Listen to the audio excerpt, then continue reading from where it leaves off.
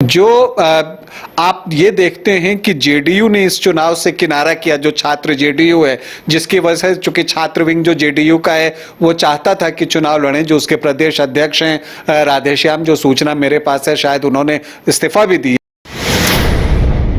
है। और चूंकि चुनाव इसी साल बिहार में होने जा रहा है, तो आप ये देखें कि जो छात्र आरजेडी है उसका प्रदर्शन उतना बेहतर नहीं रहा, और जो पिछले 107 सालों में नहीं हुआ था वो इस बार पटना यूनिवर्सिटी छात्र संघ चुनाव में हुआ। जी हां, पटना यूनिवर्सिटी छात्र संघ को पहली बार महिला अध्यक्ष मिली हैं। इनफैक्ट जो टॉप के 5 पोस्ट होते हैं उस पर 3 पर महिलाओं का कब्जा रहा। इसके क्या मायने हैं? एबीवीपी की अध्यक्ष बनी, इसके क्या मायने हैं? और एनएसयूआई का प्रदर्शन भी इस चुनाव में बेहतर रहा है, उसका क्या अर्थ है? यह भी हम जानने की कोशिश करेंगे। ये भी बातें करेंगे कि आखिर छात्र जेडीयू ने इस बार चुनाव से किनारा क्यों किया, और जो छात्र आरजेडी है उसका प्रदर्शन कैसा रहा। नमस्कार, आप देख रहे हैं न्यूज बाइस्कोप और मैं हूं राकेश रंजन। इन्हीं सब विषयों पर पटना विश्वविद्यालय छात्र संघ चुनाव और उसके बाद जो उसका परिणाम आया है उस पर बातचीत करने के लिए हमारे साथ हमारे ब्यूरो चीफ मदन हैं। मदन से हम जानेंगे कि इन सारी चीजों के जो सवाल मैंने अभी किए उसके क्या मायने हैं, लेकिन पहले हम ये जानने की कोशिश करते हैं कि किन किन लोगों ने चुनाव जीता और उनका एफिलिएशन किसके साथ है। बिल्कुल, देखिए ये ऐतिहासिक क्षण रहा। पटना यूनिवर्सिटी के सफ़र 107 वर्ष पूरे हुए, लेकिन 107 वर्ष के बाद यह ऐतिहासिक क्षण हुआ कि जब 3 प्रमुख पदों पर महिला जो है वो विजेता बनी, और अब पटना यूनिवर्सिटी छात्र संघ चुनाव के माध्यम से उनके हाथों में वहाँ पर एक कमान होगी। तो हम ये कह सकते हैं कि महिलाओं की जो भागीदारी और बराबरी समाज में की जाती है बात, वो अब लगभग पूरी होती दिख रही है। क्योंकि अगर देखें, लगभग 19,059 वोटर्स जो हैं उस यूनिवर्सिटी में हैं, और छात्रों की संख्या अगर बात करें, राजनीति में भागीदारी की बात करें तो पुरुष की बहुत ज़्यादा संख्या है, लेकिन फिर भी महिलाओं ने जिस तरह से परचम लहराया वो काबिले तारीफ है, और इसका दूरगामी परिणाम भी देखने को मिलेगा। तो ये हम कह सकते हैं कि पटना यूनिवर्सिटी में जो ऐतिहासिक क्षण था उसमें अगर अध्यक्ष पद को देखें तो वो एबीवीपी की मैथिली मृणालिनी ने जीत हासिल कर अपने सिर पर सेहरा बांधा। अगर वोट की हम कुल संख्या की बात करें तो 596 वोट से मैथिली मृणालिनी ने जीत हासिल की, और वहीं सेकेंड पोजीशन की बात करें तो एनएसयूआई के मनोरंजन राजा रहे, जिन्होंने 2928 वोट हासिल किए। वहीं अगर दूसरे पद की बात करें, महासचिव पर निर्दलीय सलोनी राज ने जीत हासिल की, उनको 4271 वोट मिले। दूसरे स्थान पर एबीवीपी के अंकित कुमार रहे, जिनको 1899 वोट मिले। वहीं संयुक्त सचिव की पद की बात करें, या फिर पहले कोषाध्यक्ष पद की बात करें तो कोषाध्यक्ष के पद पर जो है सौम्या श्रीवास्तव 2707 वोट लाए। दूसरे स्थान पर ओम जय यादव रहे, जिन्होंने 1866 वोट हासिल की। तो ये जो 3 महत्वपूर्ण पद हैं, अध्यक्ष, महासचिव और कोषाध्यक्ष, ये तीनों पदों पर महिला ने कब्जा जमाया, और ये पटना यूनिवर्सिटी के लिए ऐतिहासिक क्षण रहा। अब अगर हम कुल वोट की बात करें तो कुल वोट की संख्या जो है 19,059 है, लेकिन वोट जो पड़े वो 8625 वोट पड़े। अगर वोट प्रतिशत की बात करें तो 45.20%, यानी कि 45.20 रहा। मतलब 50% से भी कम मतदान हुए, जो कि पिछले चुनाव से 10% कम है।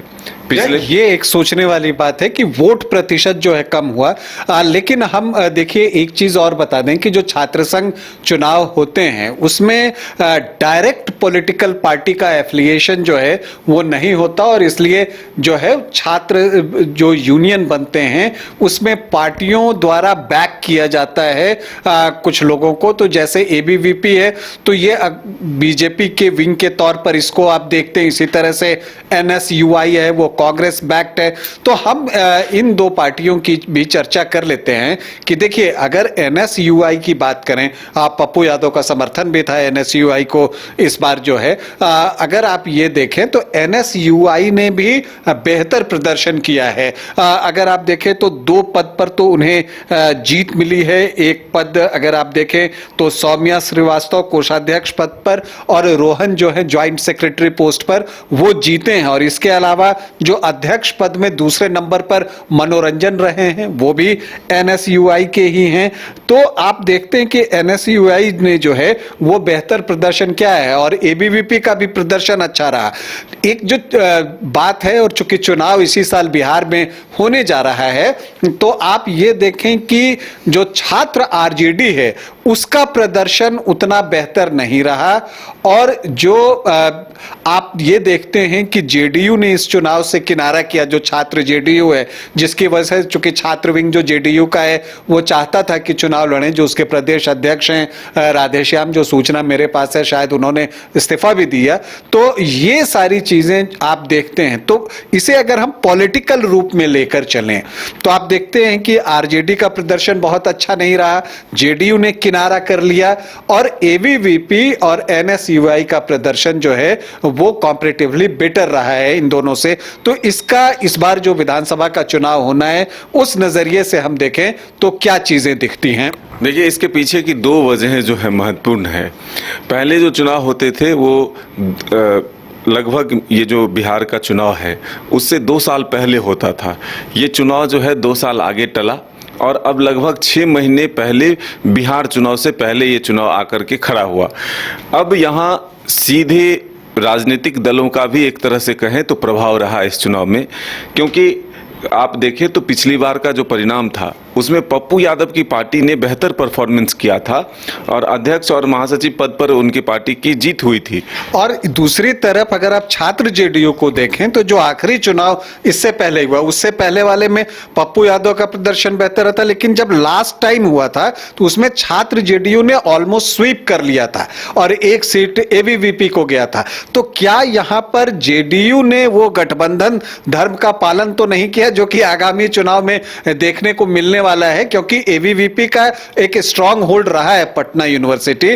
तो क्या JDU ने इस वजह से उम्मीदवार नहीं उतारे कि अगर वोट बंटते हैं तो इसका नुकसान जो है ABVP को हो सकता है? तो गठबंधन धर्म का पालन करते हुए उन्होंने अपने को चुनाव से दूर रखा। और दूसरी तरफ चूंकि छात्र RJD और NSUI जो कि कांग्रेस बैक्ड है, ये दोनों चुनाव लड़ते हैं और दोनों को वोट बंटते हैं। अगर आप अध्यक्ष पद पर देखें तो जो वोट RJD छात्र विंग की जो उम्मीदवार थी वो लेकर आई हैं, अगर आप उनको जोड़ दें तो परिणाम बदल भी सकता था। तो क्या इस तरह की चीजें विधानसभा के मद्देनजर भी देखकर की गई?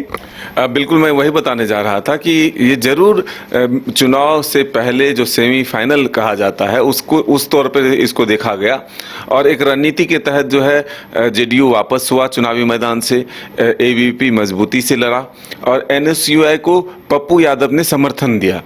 दूसरी तरफ अध्यक्ष पद पर ही जो जन स्वराज पार्टी पटना में उभर कर सामने आई है वो खुलकर सामने साथ दिया है NSUI का अध्यक्ष पद के लिए। तो ऐसे में हम ये कह सकते हैं कि तमाम राजनीतिक दल ने इस छात्र संघ के चुनाव में भी रणनीति के तहत साझेदारी गठबंधन के तहत जो है समर्थन के साथ इस चुनाव को लड़ा। परिणाम जो है फिलहाल ये कह सकते हैं कि NSUI और ABVP के लिए बेहतर रहा और दोनों ने अपने अपने एक एक सीट जो है महत्वपूर्ण वो हासिल किए। जीत एक महत्वपूर्ण जो सलोनी राज है महासचिव निर्दलीय, उन्होंने एक बेहतर परफॉर्मेंस दिया है जो जीत हासिल की है और बड़ी मार्जिन से 4271 वोट भी उन्हें मिला और जो उनके विरोधी थे उनको 1899 ABVP के अंकित कुमार का रहा। तो ये हम कह सकते हैं कि बड़ा एक मार्जिन के साथ जो जीत हासिल की है। तो ये 3 महत्वपूर्ण पद जो है वो महिलाओं के खाते में। अब ठीक चुनाव से, बिहार के मुख्य चुनाव से पहले छात्र संघ और पटना यूनिवर्सिटी का चुनाव का परिणाम जो है वो जरूर असर डालेगा। अब इस असर का कितना असर चुनाव पर होता है, ये परिणाम का ये देखने वाली बात है। लेकिन फिलहाल हम ये कह सकते हैं कि बिहार के लिए ये ऐतिहासिक क्षण रहा, क्योंकि बेटियों ने अपना परचम लहराया है। तो पटना यूनिवर्सिटी के चुनाव में बेटियों ने जबरदस्त प्रदर्शन किया। जो मुख्य 5 पद होते हैं उसमें से 3 पद पर उनका कब्जा रहा, जिसमें अध्यक्ष का पद है, महासचिव का पद है और कोषाध्यक्ष का पोस्ट है, ये बेटियों को मिला। लेकिन इसके अलावा अगर हम बात करें और इसे दूसरे नजरिए से देखें और राजनीति के चश्मे से इसको पढ़ने की कोशिश करें, तो चूंकि इस साल जो है विधानसभा का चुनाव है, तो एक चीज दिखा कि जेडीयू और बीजेपी अगर आपसी सामंजस्य के साथ आगे बढ़ते हैं तो इसका फायदा उनको हो सकता है। दूसरी तरफ महागठबंधन के लिए सबक ये रहा कि अगर आप अलग अलग हुए तो इसका फायदा जो है वो बीजेपी जेडीयू को हो सकता है। ये पढ़ने की हमने कोशिश की। अभी आपके लिए जानकारी यही थी कि पटना विश्वविद्यालय छात्र संघ चुनाव में बेटियों ने शानदार प्रदर्शन किया है। एबीवीपी का प्रदर्शन बेहतर रहा है, एनएसयूआई का प्रदर्शन बेहतर रहा है। मदन, हमसे इतनी सारी चीजें शेयर करने के लिए आपका बहुत बहुत धन्यवाद।